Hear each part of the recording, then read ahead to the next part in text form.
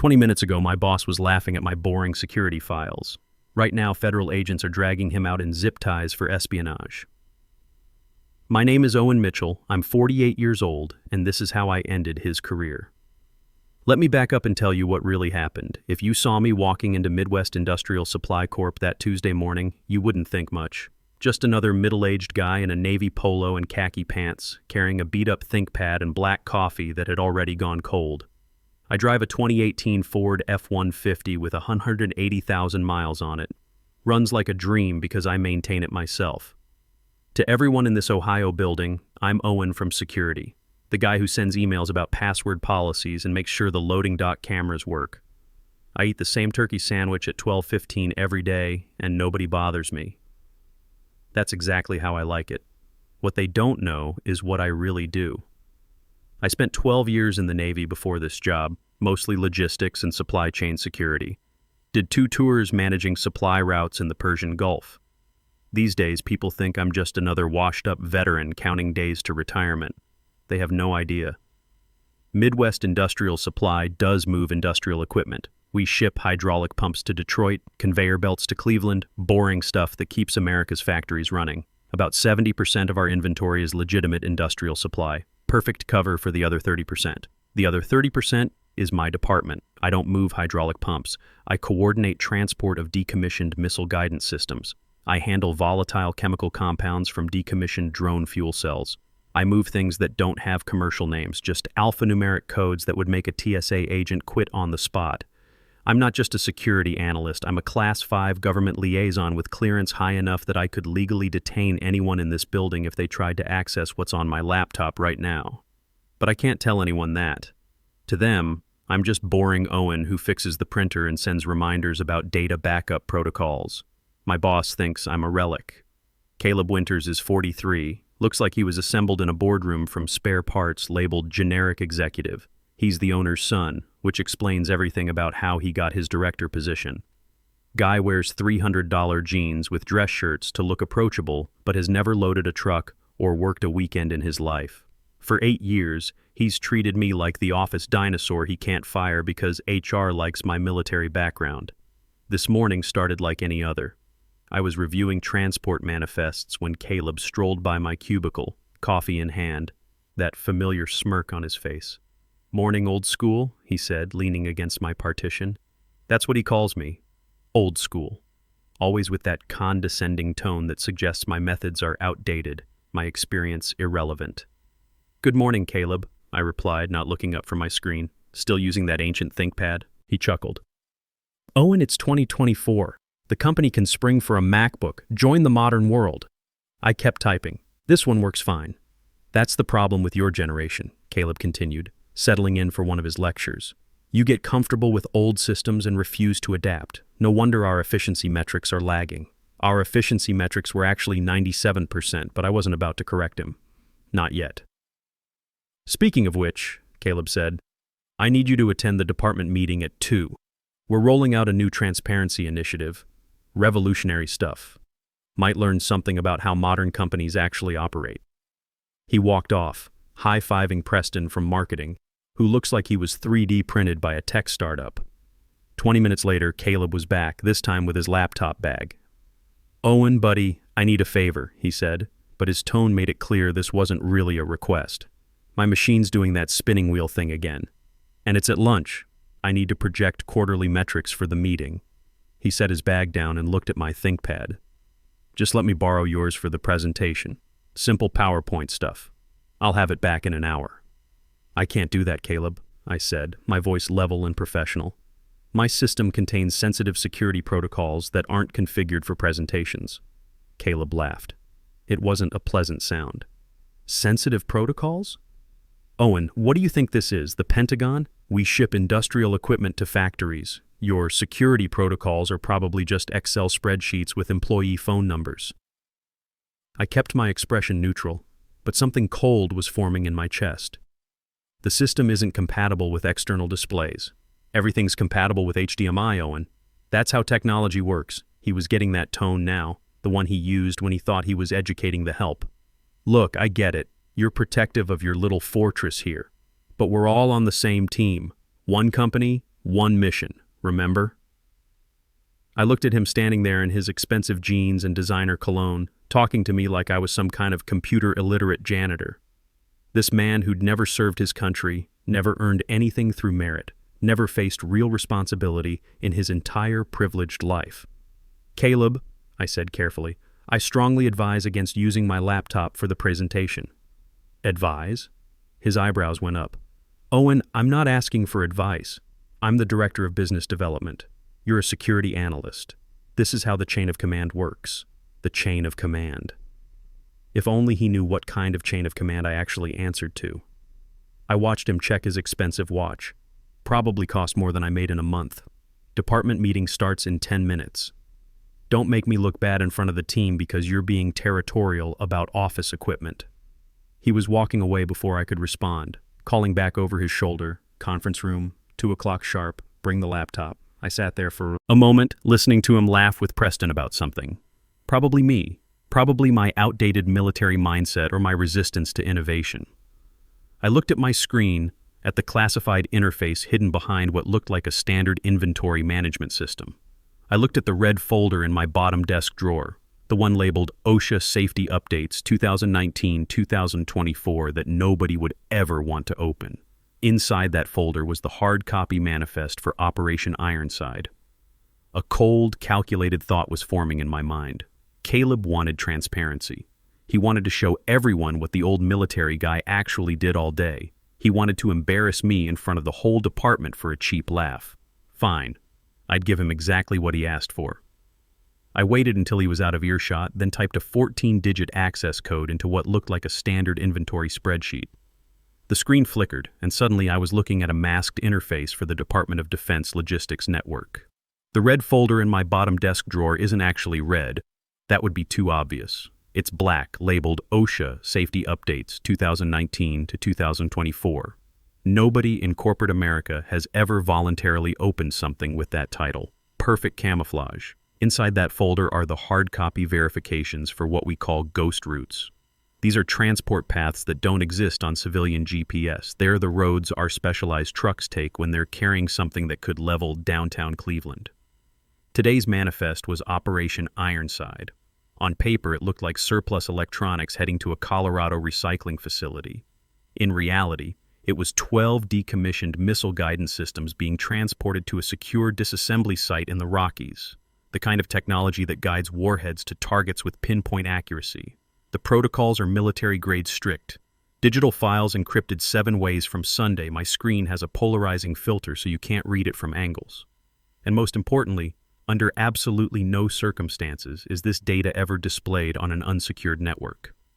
I was reviewing the Ironside route, checking bridge clearances because our specialized trucks run 8 inches taller than standard rigs, when I heard Caleb's voice getting louder in the break room. Problem with Owen's generation is they think experience trumps innovation. Guys still using Windows XP probably. Laughter from the marketing team. I keep telling him to upgrade his systems, but he's stuck in 1995. Probably still has a flip phone. More laughter. I could hear Preston's distinctive snort. Military guys, you know? They learn one way of doing things and that's it forever. No flexibility, no adaptation. That's why we're falling behind in efficiency metrics. I took a sip of my black coffee and continued working. Let them laugh. In exactly 47 minutes, we'd see who was really outdated. At 1:55, I saved my work and closed the secure interface, but I didn't log out completely. I left the biometric authentication active. The Operation Ironside window minimized to my taskbar where it sat like a loaded weapon waiting to be fired. I picked up the ThinkPad. It felt heavier than usual, like I was carrying a briefcase full of dynamite. The conference room smelled like stale coffee and ambition. Glass walls on 3 sides, big enough for 30 people, but we only had about 25 today. Day shift supervisors, accounting staff, marketing team, couple of warehouse managers who looked like they'd rather be anywhere else. And Caleb, standing at the head of the table in his $300 jeans and dress shirt combo, looking like he was about to deliver a TED Talk on disrupting the logistics industry. "All right, team, let's get started," he announced, clapping his hands. "Big things happening in Q4, revolutionary changes coming down the pipeline."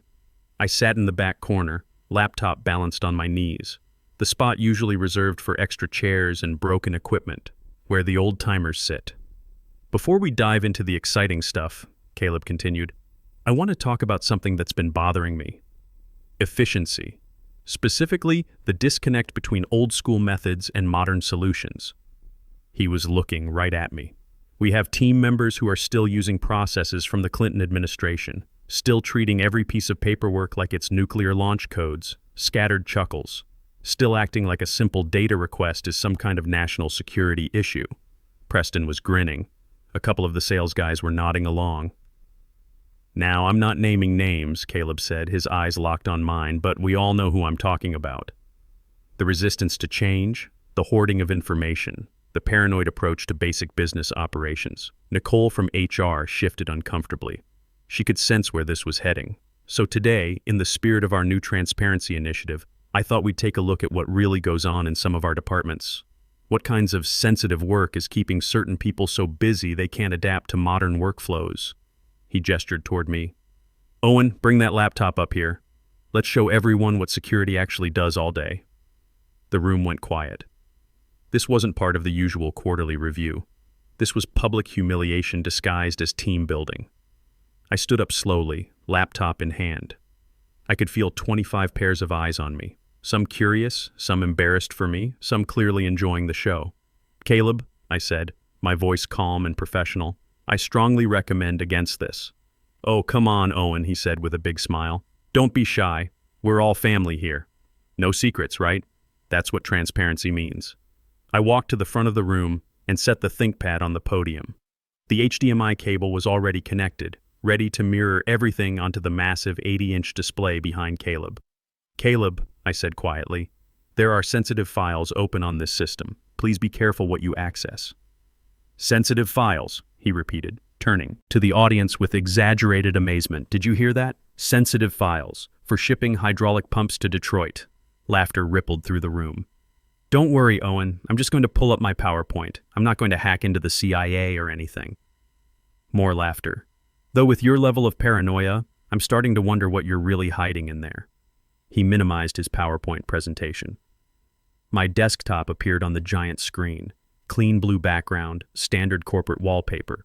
But there in the taskbar, blinking softly like a heartbeat, was a minimized window labeled DoD Secure Node Alpha 7. Okay, Caleb said, rubbing his hands together theatrically. Let's see what kinds of classified work Owen's been doing. What earth-shattering secrets are we protecting here? He moved the cursor toward the blinking tab. My hand found the secure phone in my pocket. Thick, military-grade device that looked like it survived a war zone. Because it had. Caleb, I said one more time, please don't open that. Relax, Owen, he said, grinning at his audience. What's the worst that could happen? He clicked on the tab. The window maximized. It wasn't a spreadsheet, it wasn't PowerPoint. It was a high-resolution, real-time satellite map of the central United States, overlaid with bright red vector lines showing active military transport routes. In the center of the screen, a massive dialog box appeared in stark red letters. Classified Transport Manifest. Operation Ironside Payload. MK-47. Guidance Systems. Decommissioned, volatile current location. Sector 7. I-70. Corridor. 39.0458 again. 94.5786. Degree W. Clearance level. TS. SCI.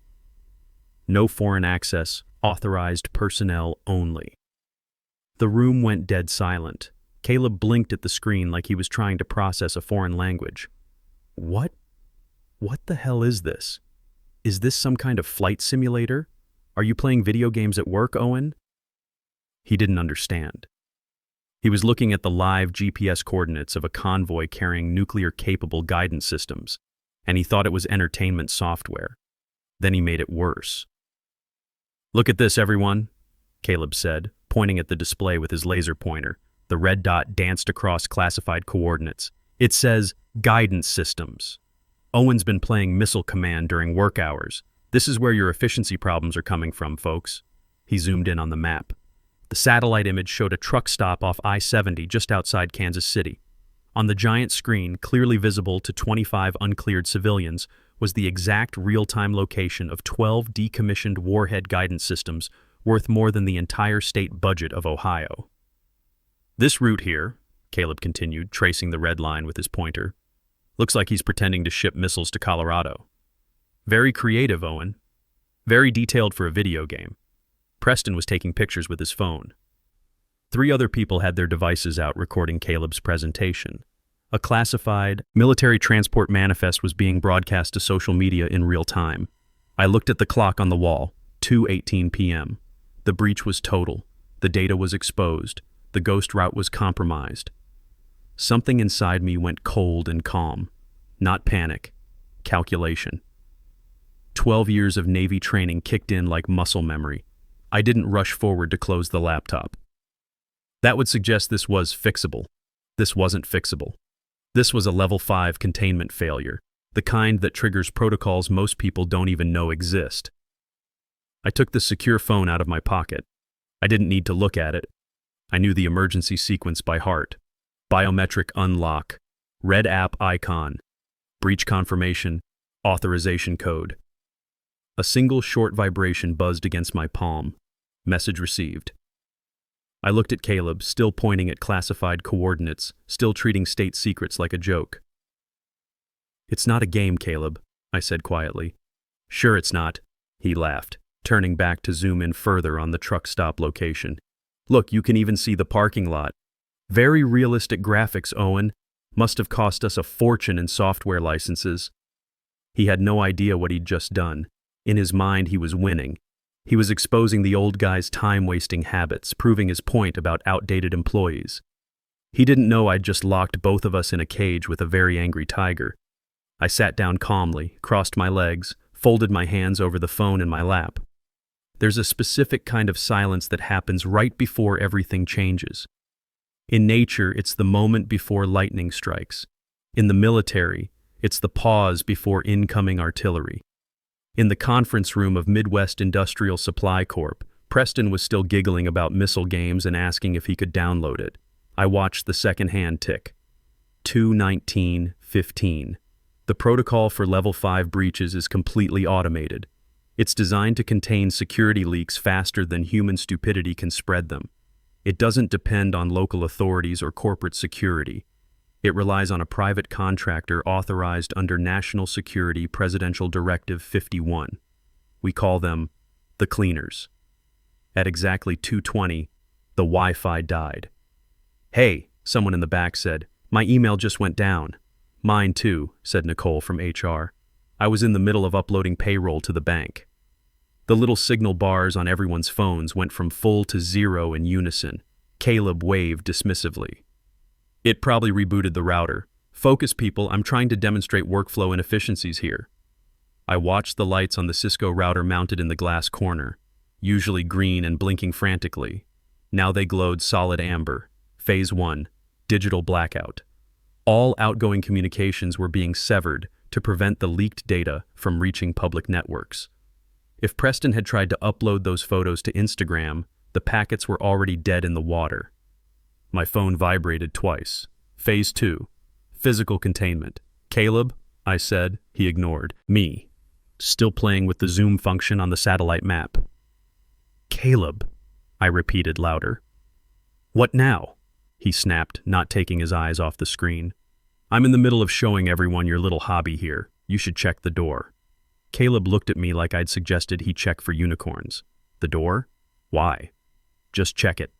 He sighed dramatically, threw his hands up, and walked over to the conference room door. It was heavy tempered glass with brushed steel hardware, the kind that says modern office design. He grabbed the handle and pulled. Nothing happened. He pulled harder. The glass rattled in its frame, but the door didn't budge. "What the hell?" Caleb muttered. He braced his foot against the frame and yanked with both hands. Still nothing.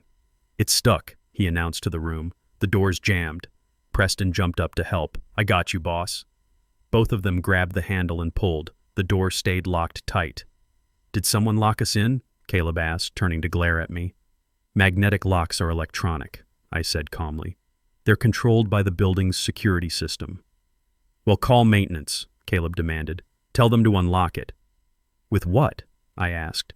Phones are down. A nervous murmur started spreading through the room. The laughter was gone. The air suddenly felt thinner. This is ridiculous, Caleb said, his face starting to redden. There has to be a fire alarm. Fire codes require manual egress. I'll just pull the alarm and the doors will unlock automatically. I wouldn't recommend that, I said.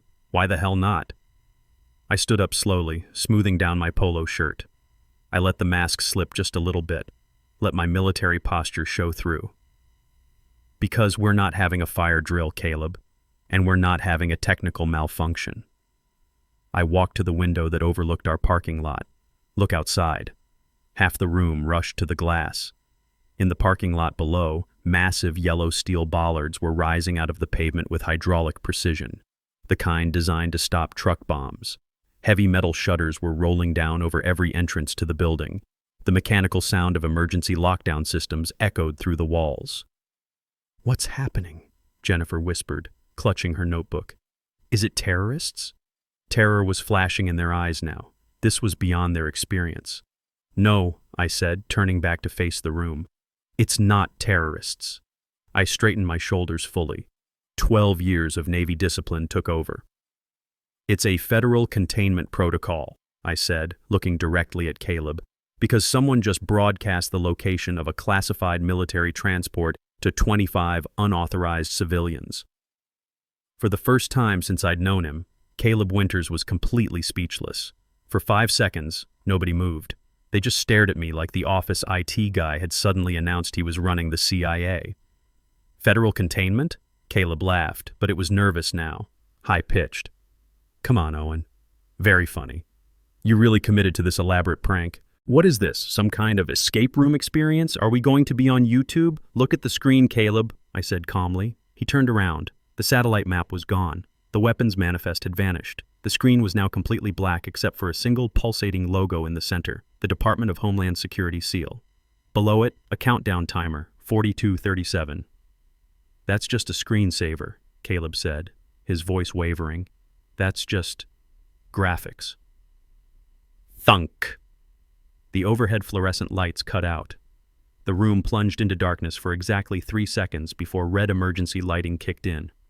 The familiar hum of the HVAC system died, replaced by the deep mechanical hiss of air filtration systems sealing the building.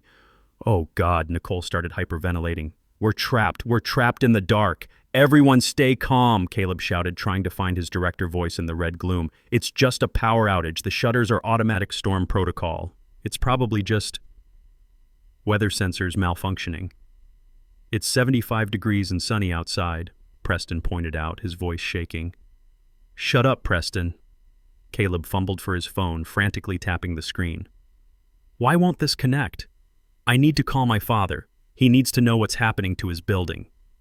"There's a localized signal jammer active," I said, walking to the head of the table. Caleb's usual spot. It blocks all cellular and Wi-Fi frequencies within a 2-mile radius to prevent data exfiltration. Nothing electronic goes in or out until they clear the site. "Who is they?" asked Jennifer, voice trembling. "People coming to investigate why Caleb just projected the real-time location of a nuclear weapons transport convoy onto a wall in front of 25 uncleared civilians," I said. Caleb spun around, his face a mask of sweat and red light. "Stop saying nuclear. I projected a video game. You hacked my presentation. You put that fake military stuff there to embarrass me in front of my team." The denial was almost impressive. He was staring at a federal lockdown and still trying to make this about office politics. "Caleb," I said, my voice cutting through his panic like a blade, "you commandeered my laptop. You ignored 3 verbal warnings. You bypassed security alerts and broadcast classified coordinates. There are cameras in this room. The webcam on my laptop was recording. They have everything." "Who has everything?" Caleb screamed. "Who's watching us?" "Defense Intelligence Agency," I said. "Probably NSA by now, maybe CIA if they think there's foreign involvement." Caleb backed up until he hit the whiteboard, leaving a smudge of sweat on the surface. "But I'm the director. I have executive authority. My father owns this company. I have clearance for everything in this building." "You run a shipping company that moves industrial equipment," I corrected him. "You don't have clearance for Operation Ironside." By forcing me to display TSSCI material, you violated the Espionage Act of 1917, Section 793. Unauthorized. Disclosure of national defense information. The room went silent except for Nicole's quiet sobbing. Espionage? Caleb's voice cracked. I love America. I donate to veteran charities. I have a Support Our Troops magnet on my truck. Intent is irrelevant under federal statute, I said, reciting regulations I'd memorized 15 years ago. Unauthorized disclosure is unauthorized disclosure. Criminal negligence is not a defense. The countdown timer on the screen ticked down, 35:22. What happens when it reaches 0? Jennifer asked through her tears.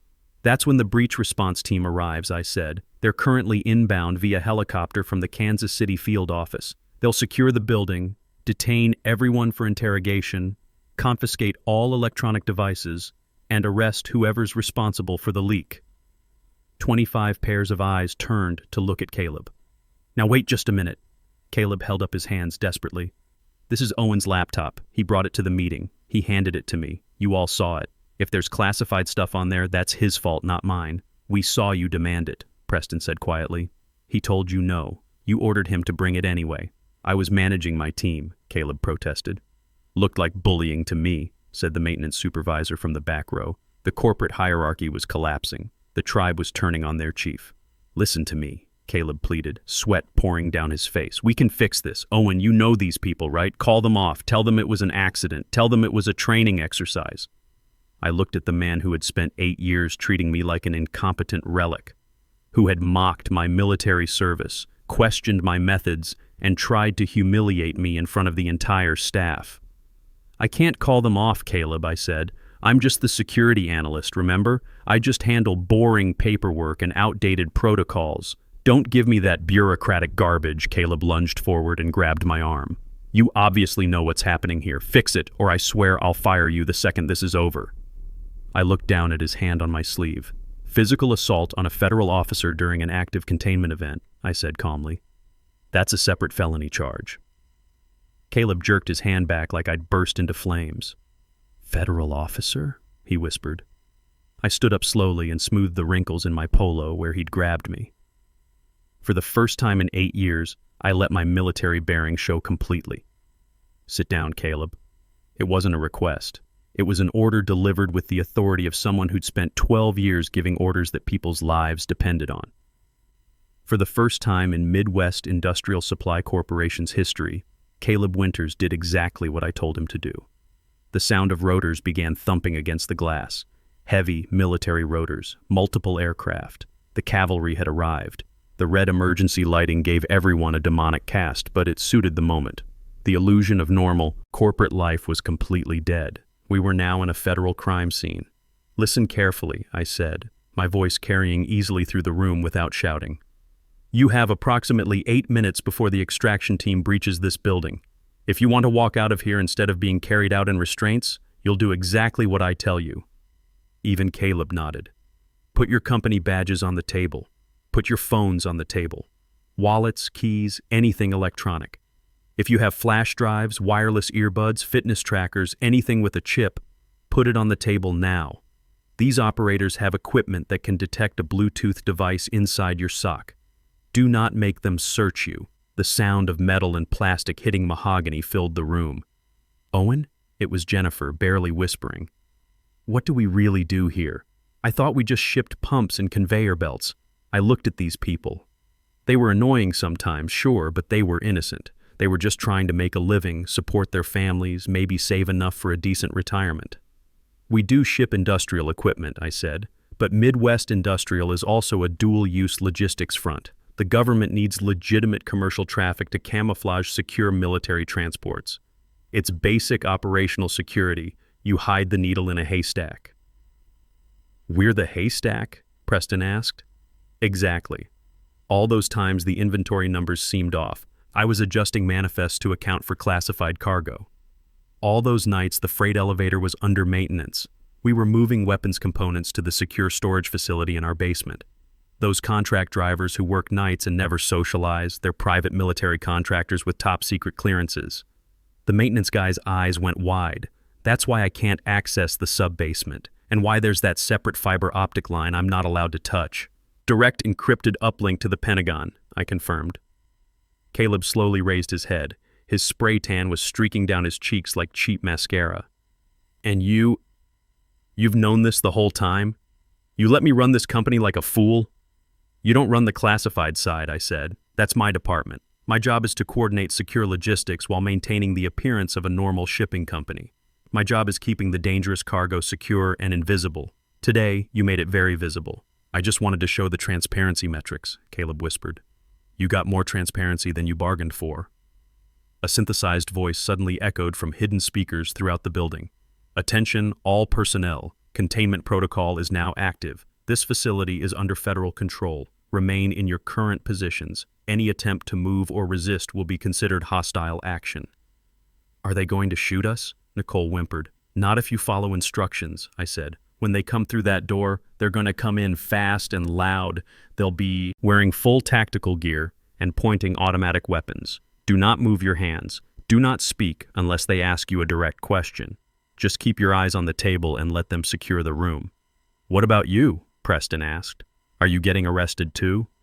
I walked to the window and looked through a gap in the security shutters. Blue and red lights were flashing in the distance. A whole convoy of federal vehicles setting up a perimeter. In the sky, I could see the running lights of at least 3 helicopters. I'm the one who triggered the containment protocol, I said. In their eyes, I'm the asset who prevented a worse breach. I'm the guy who kept this from becoming an international incident. You set us up, Caleb said, but there was no anger left in his voice, just broken confusion. I did my job, I replied. I protected classified information. The fact that you got caught in the process is entirely your own fault. The helicopters were getting louder now. The whole building was starting to vibrate. I'm the director, Caleb mumbled, like a prayer he'd stopped believing in. Not anymore. Boom! The door to the conference room exploded inward, not with explosives, with a pneumatic battering ram that turned the magnetic lock mechanism into scrap metal. Glass showered the carpet like deadly confetti. Federal agents, hands where we can see them, nobody move. 6 operators in full tactical gear poured through the breach. Black helmets, ballistic face shields, ceramic body armor, weapons that looked like they belonged in a war zone. No name tags, no agency identification. Just efficient, professional violence. Down, hands on the table, eyes down. I put my palms flat on the mahogany and lowered my head, but I kept watching, especially Caleb. Caleb was sitting frozen, staring at the muzzle of an M4 carbine pointed directly at his face. I said, "Get down," the lead operator shouted. I'm the director of this company, Caleb replied, his voice cracking with terror and disbelief. You can't treat me like this. I want to see a warrant. I want to call my lawyer. My father owns this building. It was the ultimate "do you know who I am" moment, delivered to someone whose entire job was dealing with people who thought they were too important for consequences. The operator didn't argue, didn't show a badge or read rights. He simply stepped forward, grabbed Caleb by his expensive shirt, and slammed him face first into the conference table. Crack! The sound of Caleb's nose meeting hardwood echoed through the room. Blood immediately began pooling on the polished surface.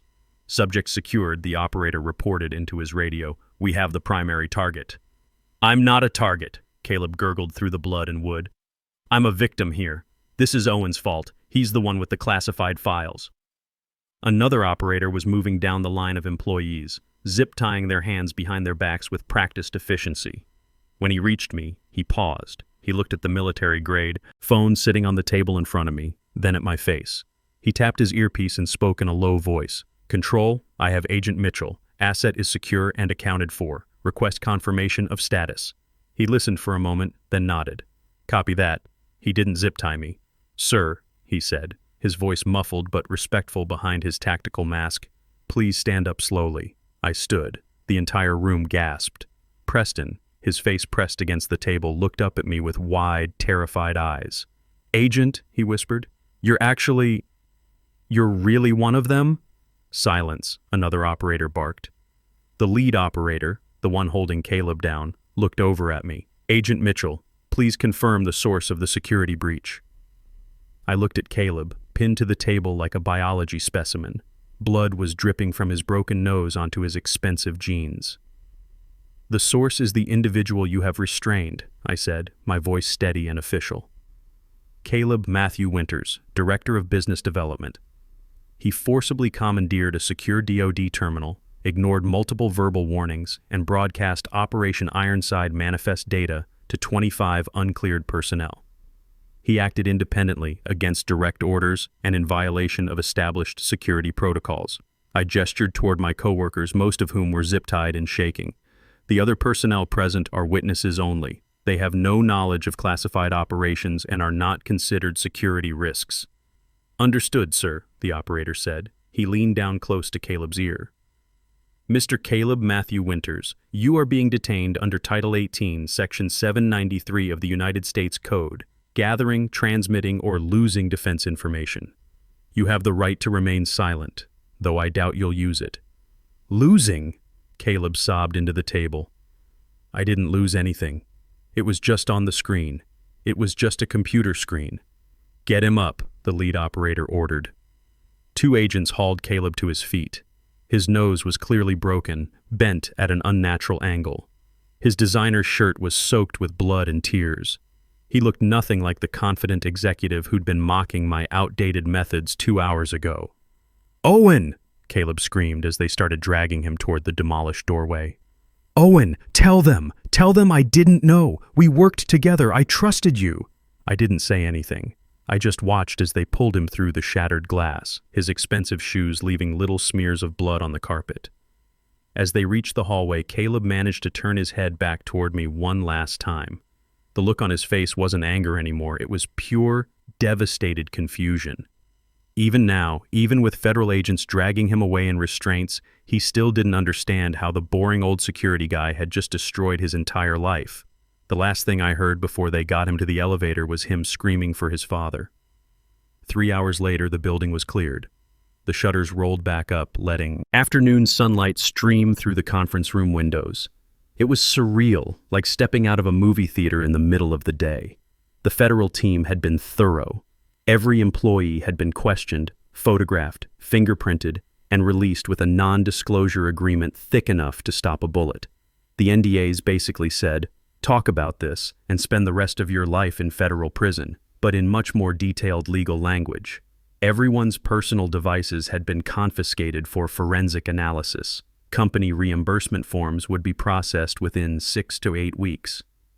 I was alone in the wreckage of the conference room, looking at the bloodstain on the mahogany table where Caleb's nose had met corporate reality. I took out a cigarette, my first one since quitting the Navy, and lit it with a Zippo I'd carried through 2 deployments. My secure phone buzzed with a text message. "Operation Ironside secure at final destination. Convoy reached Colorado facility without incident. Outstanding work, Agent Mitchell. Promotion paperwork being processed." I deleted the message and walked out to the main office floor. It was empty except for a few maintenance workers sweeping up broken glass and replacing the conference room door. On my desk was a new key card and a memo on official letterhead. "Owen Mitchell, Regional Security Director, effective immediately." I walked over to Caleb's corner office and used the new key card to open the door. I sat down in his leather executive chair and fired up his computer. It was already logged into my new account with expanded access privileges. I had a notification waiting. Operation Sidewinder. Classified biological transport. Route authorization required.